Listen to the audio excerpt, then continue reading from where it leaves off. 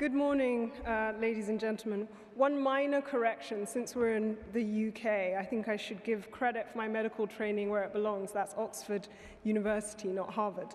But we have a highly distinguished panel this morning.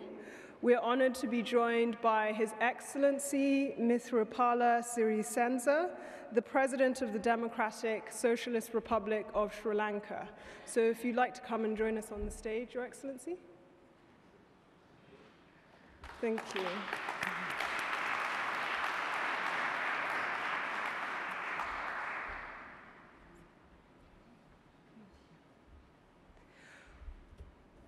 We are also joined by a renowned Australian philanthropist, Forrest, who is the founder and chairman of Fortescue Metals Group and the Minderoo Foundation. Thank you.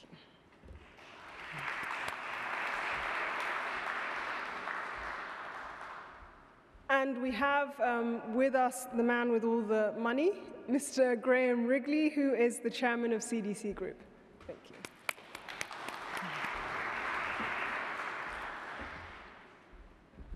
So we'll start the proceedings this afternoon. Oh, sorry. Sorry, I didn't know you'd arrived. Sorry, we are also joined by a representative of His Excellency, the President of Ghana, Mr. Nana Akufo-Addo. We are joined by Dr. Eugene Owusu, who's the Special Advisor to the President on the SDGs. Thank you.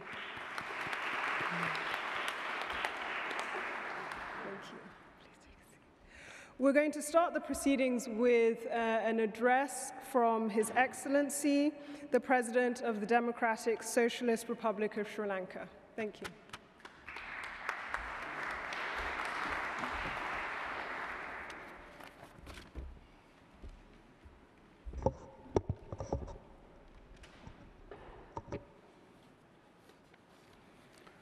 Good morning, Excellencies, distinguished guests, ladies and gentlemen. I am pleased to join the key stakeholders of government, business community and the civil society at this Commonwealth Business Forum to address you on a subject that I believe is very important and timely in the present-day context. In 2015, the world came together and agreed upon a common vision for a sustainable future in adopting the 2030 Agenda for Sustainable Development in order to create a world that is socially just, prosperous and sustainable. The plan of action we agreed upon is inspiring. Therefore, it is very important we give life to this ambitious development plan all the way through its successful implementation. In order to eradicate poverty, to address climate change and to build peaceful, inclusive societies, it is agreed that the key stakeholders must come together. These include not only the government, but also the business and civil societies and communities. The primary responsibility of policy implementation lies with the governments. In many countries, like in Sri Lanka, heads of state and government are personally leading this effort. Inclusive and sustainable business models will lead to sustainable development, especially projected towards the longer term. Good business practices would be a catalyst for peace and good governance. It should reflect social responsibilities and uphold rule of law with zero tolerance of corruption. Such practices will enable inclusive growth and common prosperity. It is encouraging to see an increase in public-private partnership to deliver much-needed infrastructure in attaining the Sustainable Development Goals. Ladies and gentlemen, I take this opportunity to request you all as socially responsible partners to consider as part of your business models to include technical and financial contributions to the implementation phase of the SDGs. The world today is united in the effort to create cleaner, greener, and sustainable energy. There is no standard approach for implementing the SDGs, and each country decides its own path. However, the approach led by our country should be people-centered. Sri Lanka government, as a means of advancing the implementation process, created a special Ministry for Sustainable Development, integrating the SDGs to the overall national policies. Our government's blue-green economic plan will ensure the full utilization of the ocean and other natural resources of Sri Lanka in an environmentally friendly and sustainable manner. Through this economic strategy, Sri Lanka hopes to become a role model for addressing the best practices. I call upon everyone present here to join hands with the Commonwealth countries as well as others to bring prosperity with best business practices that will promote social responsibility and ensure social inclusiveness. Real alignment of business, society, and government will depend on these stakeholders, aiming to achieve cohesive social responsibility for the best satisfaction of the people. I wish everyone here will commit, plan, and program to reach that real alignment. Thank you.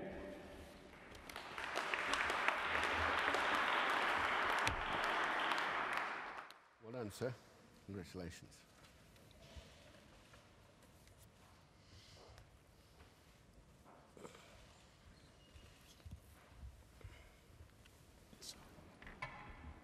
Thank you, Your Excellency. That was a very inspiring call to action, and I think we can all appreciate the efforts being made by your government to protect what is the most biodiverse environments in the world, and your call to create a people-centric approach to achieving the SDGs that is really a rallying cry for all of us to join is also much appreciated, so thank you for that.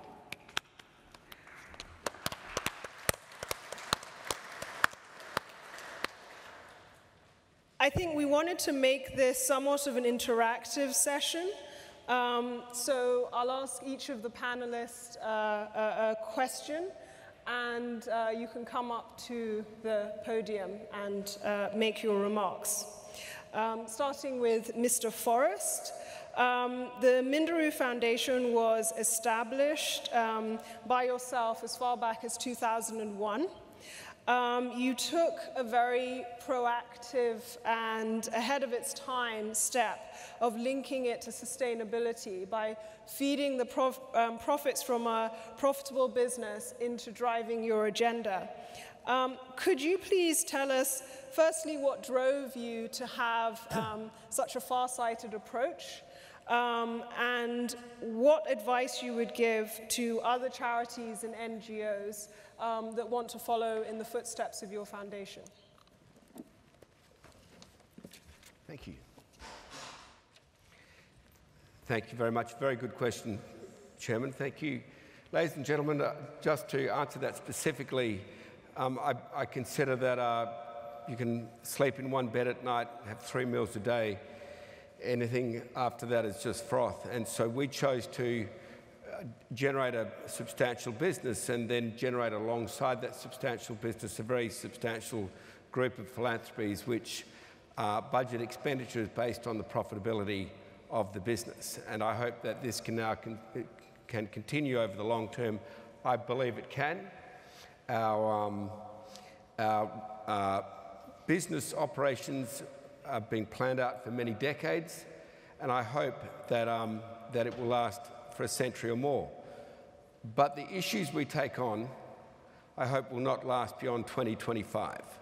The biggest issue we have taken on is modern slavery, and I say to everyone in this room, if you're thinking about pursuing a cause, pursue something from your heart. It really doesn't matter what it is or where it is, but your heart will correct you from the fallacy of pride. Your heart will direct you towards areas of the world which needs most of the attention which your personality and which your courage and which your leadership and capital can bring to that issue.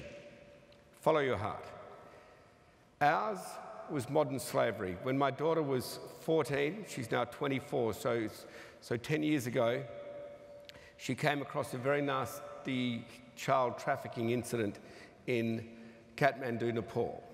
I took my daughter back there when she was 16 to now thoroughly investigate the child trafficking industry, and we were horrified to find just how deep and extensive it was.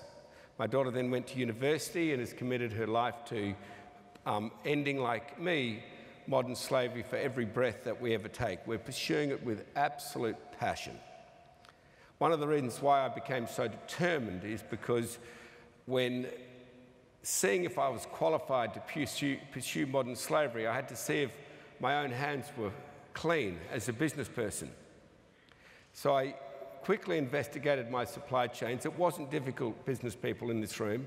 It was just sending an affidavit out to all our suppliers, asking them to guarantee to me by promise that they'd looked at their own supply chains and the supply chains to them, just first and second order supply chains, and they could come back and guarantee to stay serving customer and client of Fortescue that they had no slavery in their supply chains. Sadly, many of them refused to sign that form, and upon investigation I found deep and rampant slavery in my own supply chains, making goods for my company and the same goods for many in the top 500 Forbes index, which means, of course, they all had slavery in their supply chains.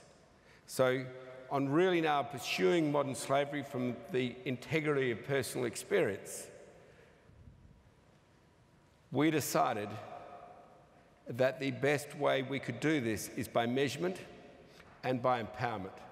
I just want to speak with you about that. We now measure slavery all over the world. We were invited by the British government to draw a measurement of the reaction and management effectiveness of modern slavery amongst all the Commonwealth countries.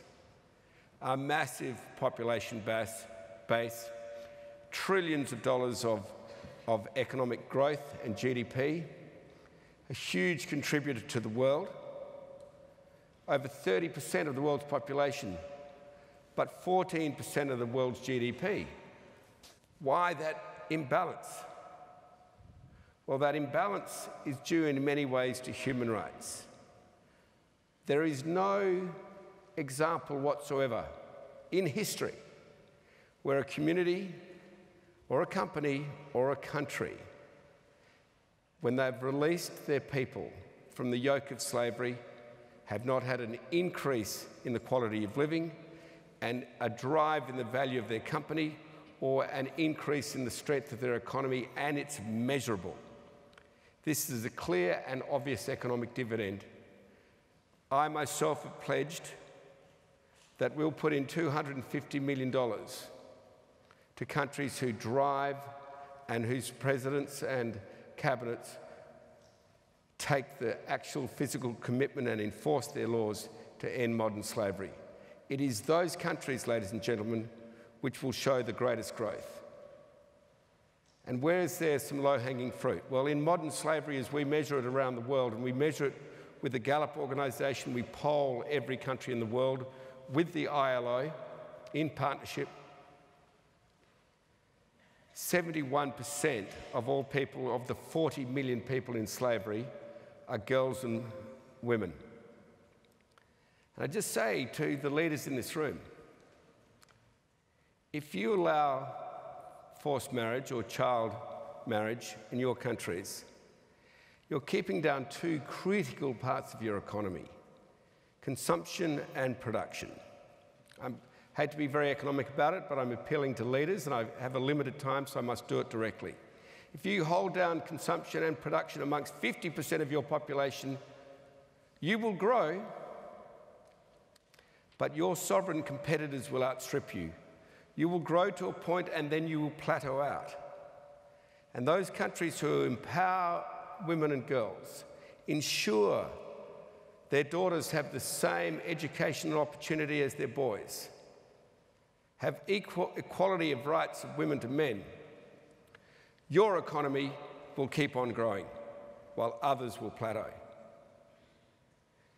If for no other reason but for the morality of our very humanity, we must crush modern slavery from within our borders.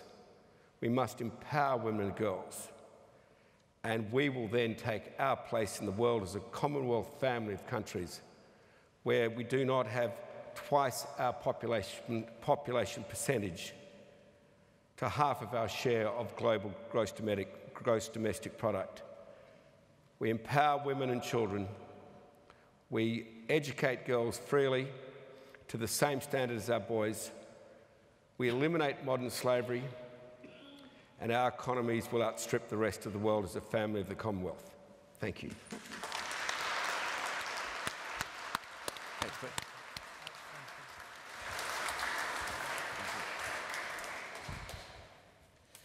Thank you, Andrew, for another inspiring speech. It's clear from your very practical and real example that for companies to do well and maximize their profits, they must also do right. Part of the topics we wanted to address in this session is how we move the billions and trillions of dollars that we need to move from low growth parts of the world to the highest growing, quickest growing parts of the world. Mr. Graham Wrigley is the CDC chairman. The CDC is the UK's development finance institution, investing in developing economies in Africa and Asia. Please, can you share with us your perspective on what we need to do in order for the private sector to take advantage of the opportunities in the high growth markets of the world? And how do you think the challenges and barriers that are often encountered in these markets can be overcome? Thank you.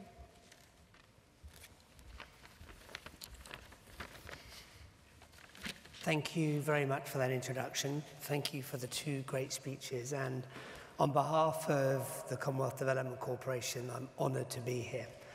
As you just heard, we are the UK's development finance institution.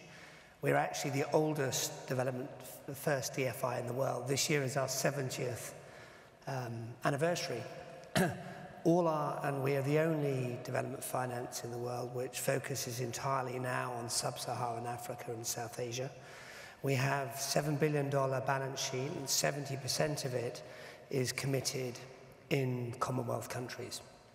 We commit about $1.5 billion a year, and our purpose as 100% owned by the UK government institution is to play our part of the UK's efforts to achieve the SDGs. Now, the question that I've just been asked is something that I think about every day.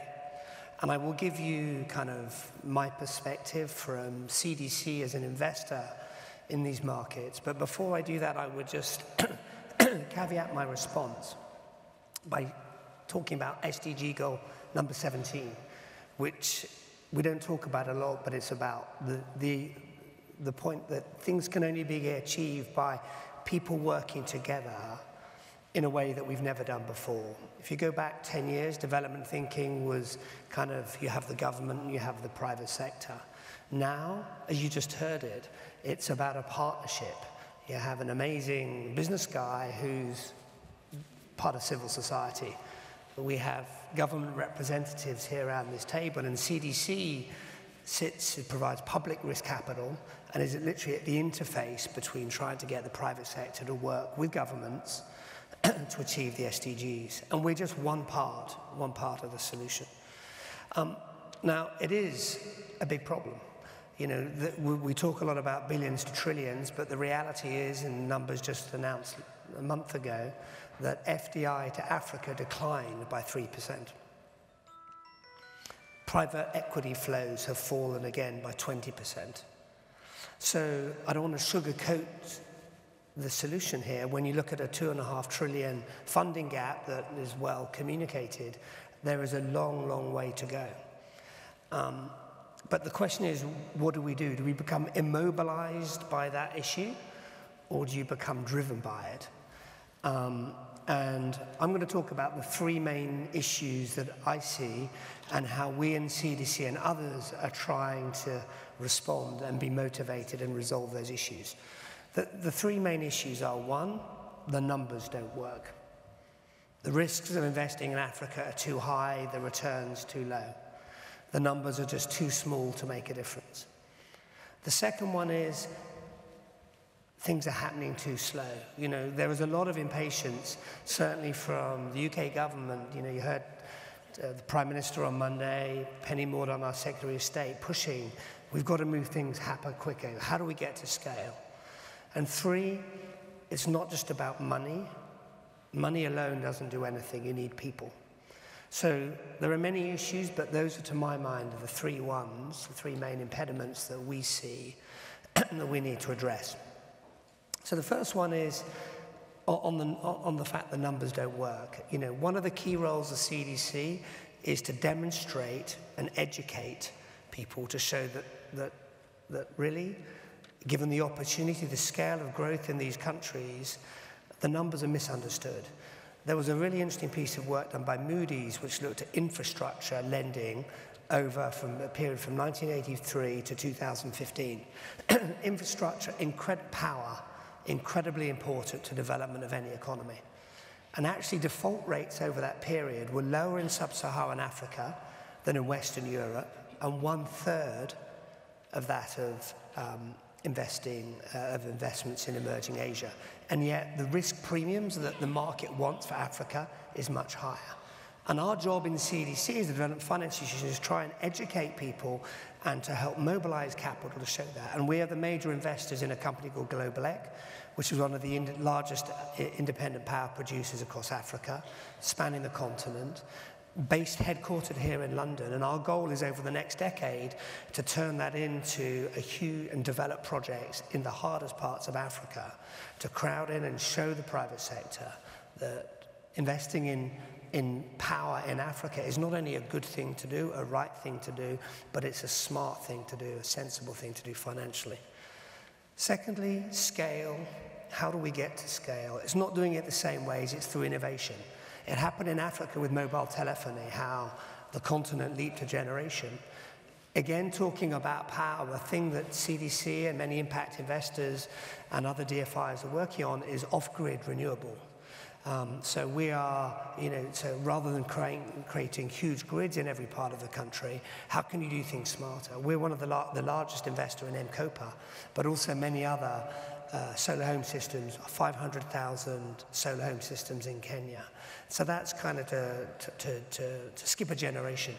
And I don't know if there's any Canadians in the room, but the Canadian DFI just recently, the new Canadian DFI, MCOPA was their first investment after an introduction from us. And thirdly, people. As I say, capital without a great person to back, a great team to back, doesn't go anywhere. So 5 years ago, we set up an initiative called the Africa List, which was based on improving human capital in Africa. And we're in 5 countries, 3 Commonwealth countries included, Uganda, Tanzania, and Zambia. And we've identified the top 200 emerging talent, female and male, and we've been bringing in best in class from the West, Oxford Business School. 3 years has already gone by, and we're still talking about it. The time for talking is over. We need to really do things. So, 54% of the world's population live in cities. If the SDGs are to be delivered, they need to be delivered by the cities. And United Smart Cities works a trifecta of local governments, investors, as well as the UN agencies. I myself am working on transformational financial innovation with the United Nations, everything from cryptocurrencies to diaspora bonds, et cetera, to address funding for the SDGs. My question is, the SDGs motto is leave no one behind. Indeed, the SDGs are asking us to do things demonstrably different. Yeah. And we need to be disruptors with scalable, and it has to be transformational. If no one's to be left behind, we all must lead. So my question is really about, if we all are to lead, it would be great to have heard actually a woman's point of view from up there. It's the elephant in the room, but it would be really great to have heard a woman's point of view. But I'd like to know from the CDC, what are you doing that's demonstrably different when it comes to financial products, financial innovation, et cetera, to actually move the needle when addressing the SDGs? Thank you. Yes. Sure. Good, it's working. So, first of all, thank you for the challenge, and I invite you to come to CDC, and we can talk more after this. But I will answer your question. Gender, by the way, is one of our key overarching goals, and there's a huge amount of work we're not doing. In terms of innovation, one of our things in our new 5-year strategy is to look for new financial products. And one of them where we're doing this is not directly in smart cities, but is in healthcare. One of the biggest issues is the cost of medicines in sub-Saharan Africa. And we've created a company at the moment it's called CFAM. We're just coming up with a new name for the moment. We capitalized it with $200 million, and that will be providing forward contracts for governments based on being able to reduce the cost of essential vaccines and other key medical products, which will reduce, we hope, medical costs by 40 to 50%. So it's providing a guarantee based on certain outcomes. That is one example of things we're doing. I talked about M-COPA early on, where we're leapfrogging a technology and providing local currency debt. So when we looked at the off-grid solar home systems, one of the key questions there is a supply provision and a payment structure to go to scale. But how do you do that? And you can't have a small family borrowing in US dollars. And so you need to have, M-COPA needs access to local currency debt. Historically, the financial market doesn't do that, and the CDC are providing local currency debt. So there's 2 examples of sorts of innovation, but we'd be delighted to talk about any other specifics with the team at CDC. I'll give you my card, and we can talk about what more we can do. Thank you. Next question. Thank you for giving me the floor. I'm from Bangladesh, private sector. I think distinguished participants might know that Bangladesh has crossed 7.25% GDP growth.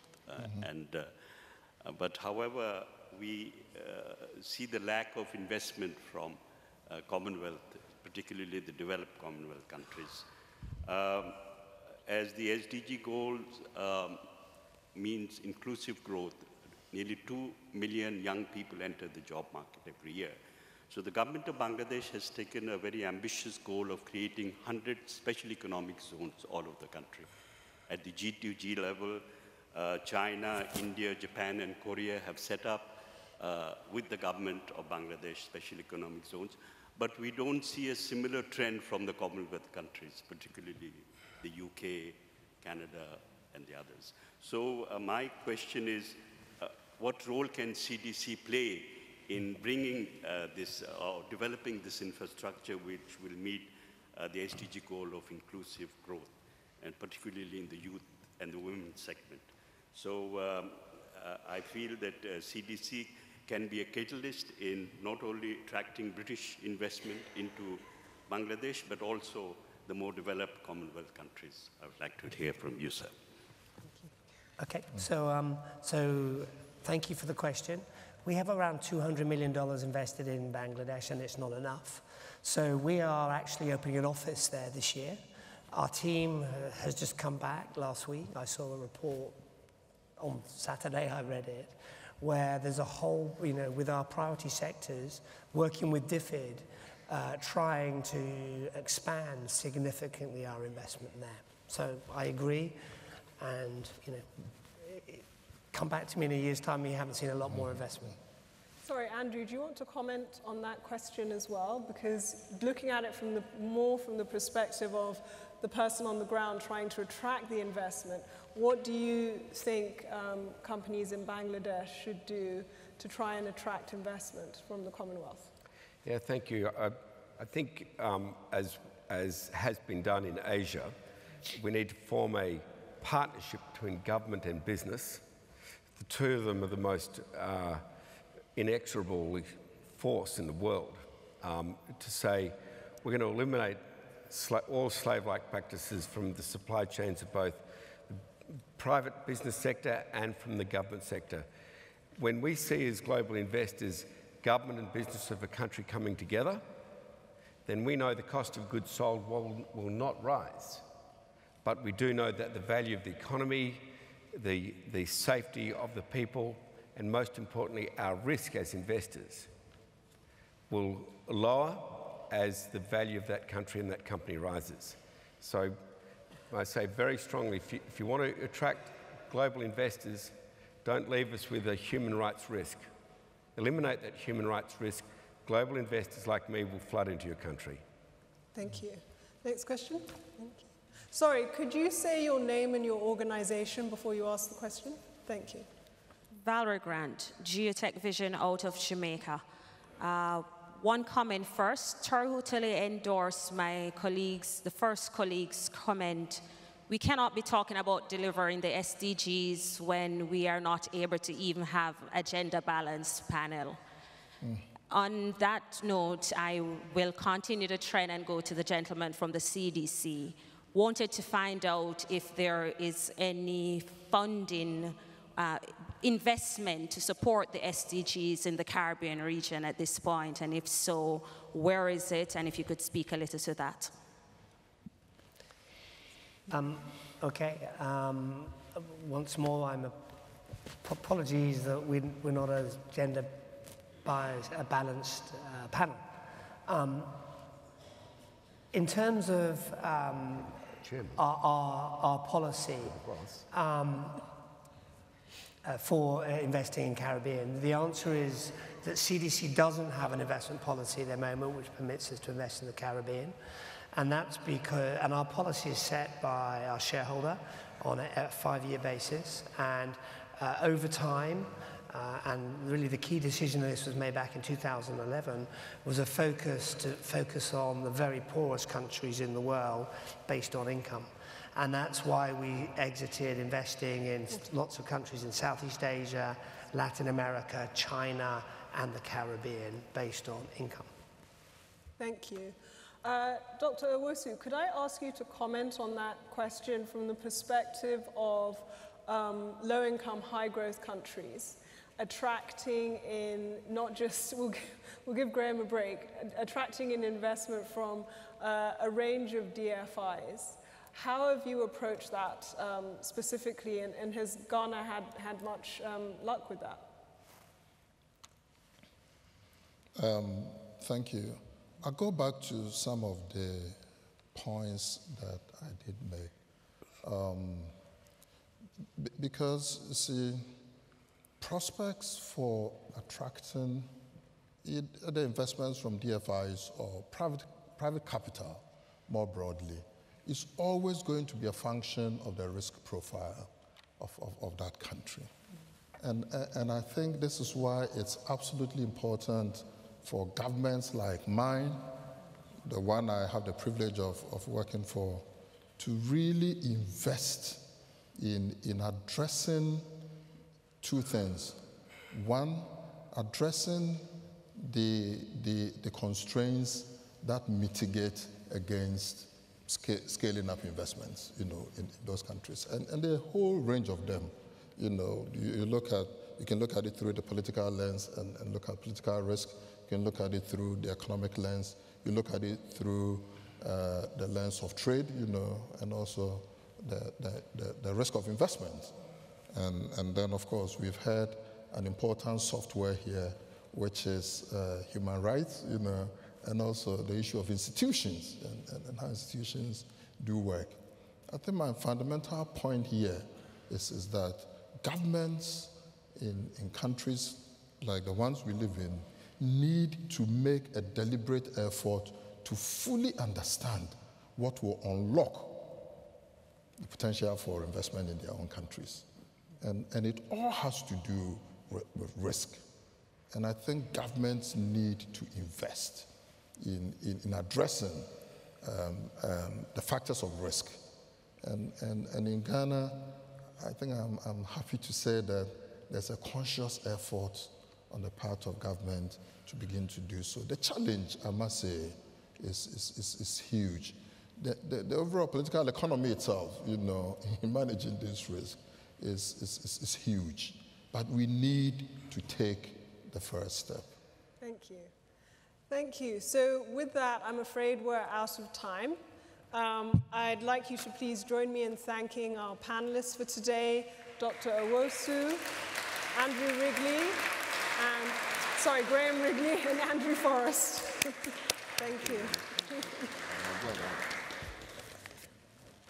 Thank you, ladies and gentlemen. I'd just like to also thank Amy on behalf of all of you. I think that was splendidly chaired. Thank you.